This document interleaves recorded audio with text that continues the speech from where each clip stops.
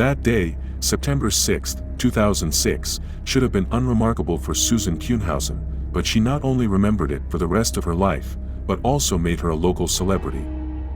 She returned home after another shift at the hospital. The curtains were drawn, which seemed unusual. Susan went into the kitchen, where she found a note from her husband Michael on the microwave. He wrote that he had gone to the beach and would be back in a couple of days. At that moment, the security alarm went off. Susan went to the front door to turn it off. It was a clear, warm day outside, and the woman decided to look in her mailbox, located near the gate. The clock said 1837. After looking through the mail, Susan intended to change from her nurse's uniform to home clothes and for this purpose headed to the bedroom. As soon as she crossed the threshold of the room, she saw a man jump out from behind the door with a hammer in his hand. Without saying a word, he attacked her. The first blow landed on the woman's left temple. Providence medical staff regularly took self-defense courses, as they often had to deal with people under the influence of various substances. Susan attended these events, but, by her own admission, she was not sure that this knowledge would ever help her. Having bad knees and a lot of excess weight, the woman did not take seriously the possibility of fighting back. But, shocked by the attack in her own home, Sue remembered that in a similar situation she was advised to reduce the distance to the attacker as much as possible to deprive him of the opportunity to swing a weapon. Susan went on the attack and pressed the killer with her body against the pink walls of the bedroom. "Wow, you are strong," this will be the only thing the woman heard that evening from the man who wanted to kill her. Kuhnhausen was able not only to pin the attacker against the wall, but also to snatch the hammer from him. The woman managed to hit him several times on the head, demanding that he tell her why he came to her house. The killer managed to tear the weapon out of her hands. Then Susan grabbed him by the throat with all her might. "Who sent you here?" She did not stop. The attacker began to choke, his face turned purple. Susan was afraid of the consequences and tried to run. He caught up with her in the hallway and knocked her to the floor. "He was standing over me with a hammer," Kuhnhausen later said. "I looked at him and thought, I'm going to die today." But in that split second, the woman made a decision that ultimately saved her. Susan decided to bite her attacker so that the police could link the killer to her death by the marks on his teeth. Gathering her remaining strength, Susan rushed towards the killer and bit him sharply on the arm, then on the thigh. He was disoriented from surprise. Taking advantage of the moment, the woman knocked him down and sat on top of him. Susan began to strangle her attacker again.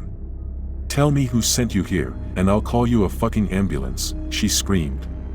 He didn't answer, and then went completely limp. Kuhnhausen grabbed the hammer and ran to her neighbor Anne. She immediately called 911. The ambulance that arrived pronounced the attacker dead.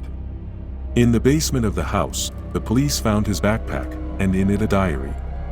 On the sheet with the date September 4, 2006, it is written, "Call Mike," and the number of Michael Kuhnhausen is given. The attacker was 59-year-old Edward Haffey.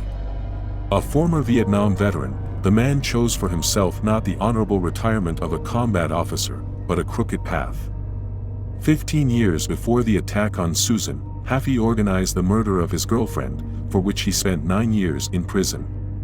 After his release, he met Michael Kuhnhausen, who got him a job in his store. Haffey's autopsy showed that at the time of the attack, he had a nearly lethal dose of drugs in his system. After learning that Susan had survived, Mike went on the run. He was arrested on September 13, a week after the incident. He categorically denied hiring Haffey to kill his wife. But the police already had a witness who said that Kuhnhausen had promised him $5,000 if he would help Haffey in the attack. He refused. Mike promised the killer himself $50,000.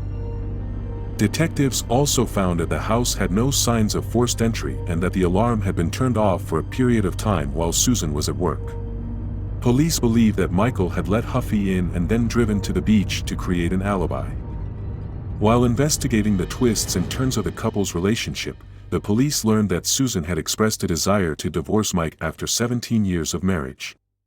But if anyone now thought that the man ran to the killer out of resentment, then this is not so. The matter, as often happens, is in the financial side of life.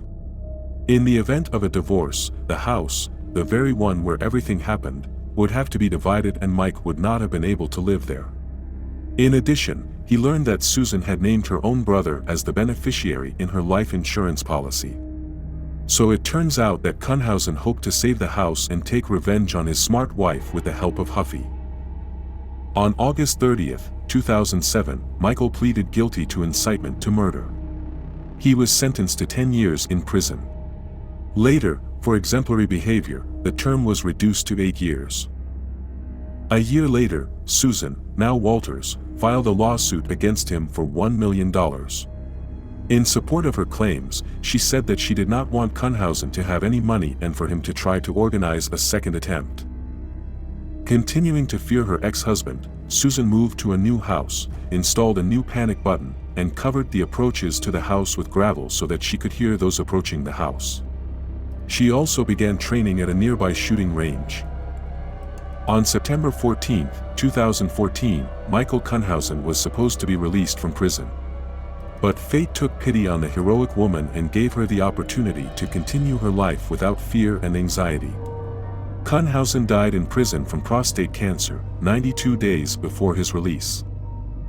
Susan, having recovered from her experiences, began social activities. She gave many interviews where she told her story and tried to convey to people that you need to fight in any situation. The police often invite the woman to give lectures on defense during attacks. In 2017, she collaborated with the district attorney's office to develop a website dedicated to supporting victims of crime. According to the latest information, Susan intends to write a book about her story.